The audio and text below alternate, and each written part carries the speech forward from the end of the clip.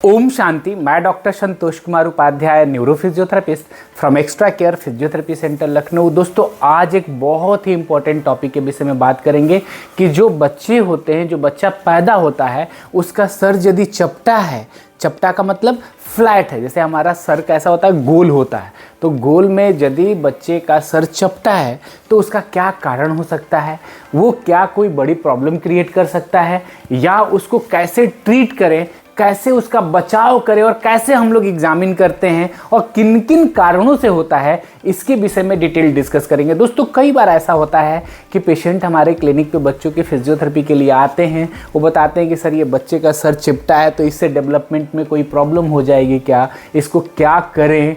फिर कई बार ऐसा होता है कि हमारे यहाँ ज़्यादातर बच्चे आते हैं जो डिलेड डेवलपमेंट के होते हैं, तो उनका अक्सर सीटी स्कैन होता है और सीटी स्कैन में प्लैगियोसेफेली वर्ड यूज हो जाता है। तो बेसिकली यदि मैं बात करूं दोस्तों कि यदि आपका हेड, बच्चे का जो हेड है गोल है, यदि वो चपटा है तो उसको एक डिजीज़ है जिसको हम बोलते हैं प्लैगियोसेफेली या फिर फ्लैट हेड सिंड्रोम।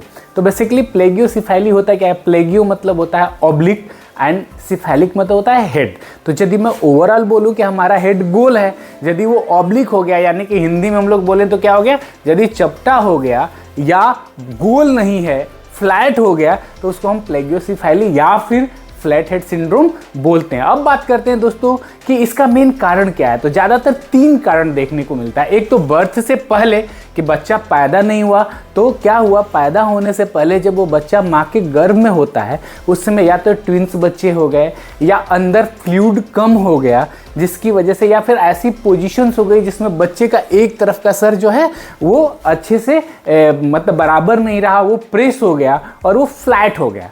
दोस्तों, आपको बता दूं कि जो हमारे बच्चे होते हैं, बच्चे जब डेवलप हो रहे होते हैं या बच्चा पैदा होने के बाद, हमारे जो ब्रेन के अंदर बोन होती है वो आपस में जुड़ी नहीं होती है, क्योंकि बच्चा जैसे जैसे ब्रेन डेवलप होता है वैसे वैसे डेवलप होकर और लास्ट में सुचरिंग होती है, यानी कि वो जुड़ते हैं। तो उस दौरान ये देखने को मिलता है। सेकेंड जो होता है, जो ज़्यादातर कॉमन देखने को मिलता है, वो है कि बच्चा जब लेटाते हैं तो ज़्यादातर सीधा लेटाते हैं या एक साइड करवट लेटाते हैं। ऐसे कंडीशन में बच्चे का एक ही पोस्चर रहने की वजह से, या कार में ले जा रहे हैं तो जनरली ड्राइविंग सीट के बगल में बैठे, या आप लेफ्ट से बैठते हैं तो बच्चे को राइट लेटा रहे हैं, तो सीट पे एक ही पोस्चर में लेटाने की हैबिटेशन हो गया और उस साइड का क्या हो गया, वो कंप्रेस हो गया, जिसकी वजह से उस साइड चपटा होने लगा।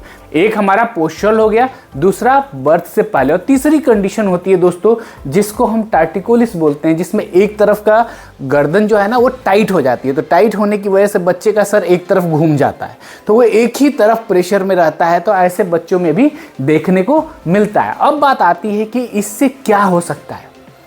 दोस्तों, ये बहुत बड़ी प्रॉब्लम नहीं है, क्योंकि यदि सूचर्स आपस में नहीं जुड़े हुए हैं तो हमारी बोन फ्लैट तो हो गई एक साइड की, लेकिन डेवलपमेंट में कोई फर्क नहीं आता है माइल्ड टू मॉडरेट केसेस में। और ज़्यादातर केसेस में देखा गया है कि 6-7 महीने में धीरे धीरे बच्चे का पोस्चर्स अच्छे रखने से बेहतर हो जाता है। इससे मिलती जुलती एक प्रॉब्लम है जिसको बोलते हैं क्रेनियोसाइनोस्टोसिस। इसमें बेसिकली होता क्या है कि जो हमारा स्कल बोन है, जो ब्रेन के कवर करने के लिए स्कल बोन होता है, वो आपस में जुड़ जाता है। जुड़ने की वजह से, चूंकि ये बाहर का जो हमारे स्कल बोन यदि आपस में जुड़ जाएंगे तो वो फैलेंगे नहीं तो हेड का ग्रोथ नहीं होगा। तो बेसिकली बच्चा पैदा होता है, उसके बाद हेड का डेवलपमेंट होता है, वो सूचर फिक्स हो गया है। ऐसे कंडीशन में हमें पेशेंट को सर्जरी के लिए भेजना होता है, लेकिन वो एक डिफरेंट तरह की प्रॉब्लम होती है। न्यूरोसर्जन को हम रेफर करते हैं, जो पेडियाट्रिक न्यूरोसर्जन्स होते हैं वो डिसाइड करते हैं कि इसमें क्या ट्रीटमेंट करना है। अब बात करते हैं डायग्नोसिस की। तो डायग्नोसिस के लिए दोस्तों, जैसे मैंने पहले ही बताया कि जो स्कल बोन होती है वो इसमें जुड़ती नहीं है, बस वो चपटी हो गई होती है। तो हम क्या करते हैं कि 2 बोन के बीच में जो सूचर वाला एरिया होता है जहाँ ये जुड़ता है, उस पर पल्पेट करके चेक करते हैं और ये देखते हैं कि क्लिनिकली ये जुड़ा तो नहीं है। तो ज़्यादातर केसेस ऐसे पता चल जाते हैं। फिर भी यदि बहुत ज़्यादा डाउट लग रहा है और कंफर्म करने की ज़रूरत है तो सीटी स्कैन कराते हैं। सीटी स्कैन से ये क्लियर हो जाता है कि क्रेनियोसाइनोस्टोसिस तो नहीं है, ये केवल प्लेन हमारा प्लैगियोसेफेली है। दोस्तों, नेक्स्ट बात करते हैं कि इसका ट्रीटमेंट क्या अवेलेबल है।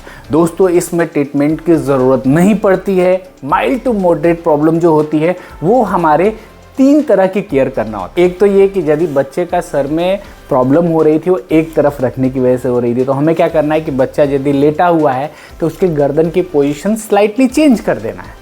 सेकेंड, बच्चा का यदि कंट्रोल नेक का 3 महीने में आ गया है तो आप टमी टाइम यानी कि पेट के बल लेटाइए, जिससे कि कई सारे बेनिफिट होगा। एक तो बच्चा गर्दन उठाएगा तो नेक मसल की कंट्रोलिंग अच्छी होगी, वो आसपास की चीज़ों को देखेगा, जब देखेगा तो उसका सेंसिबिलिटी बेहतर होगी, उसका एक्टिव इन्वॉल्वमेंट होगा, और साथ ही साथ जो सर में एक जगह प्रेशर पड़ रहा था वो भी क्या हो जाएगा, बेटर हो जाएगा। नेक्स्ट बात आती है कि टमी टाइम कितनी बार होनी चाहिए। तो दोस्तों जितनी ज़्यादा बार कर सकते हैं उतना बेहतर है। 3 से 4 बार 10 से 15 मिनट के लिए। जब बच्चा थक जाए तो उसको सीधा लेटा देना। यहाँ पे थोड़ा सा मैं आपको एक चीज़ बताना चाहूँगा कि एक डिजीज होती है SIDS disease, sudden infants death syndrome जिसको बोलते हैं। बच्चे को कभी भी, छोटे बच्चों को पेट के बल नहीं लेटाना है सोने के लिए। टमी टाइम का मतलब हुआ एक्टिव मूवमेंट करना। जब बच्चा एक्टिव है, जब वो देख रहा है, जब वो इन्वॉल्व है, उसको हम टमी टाइम बोलते हैं एक्टिविटी के लिए।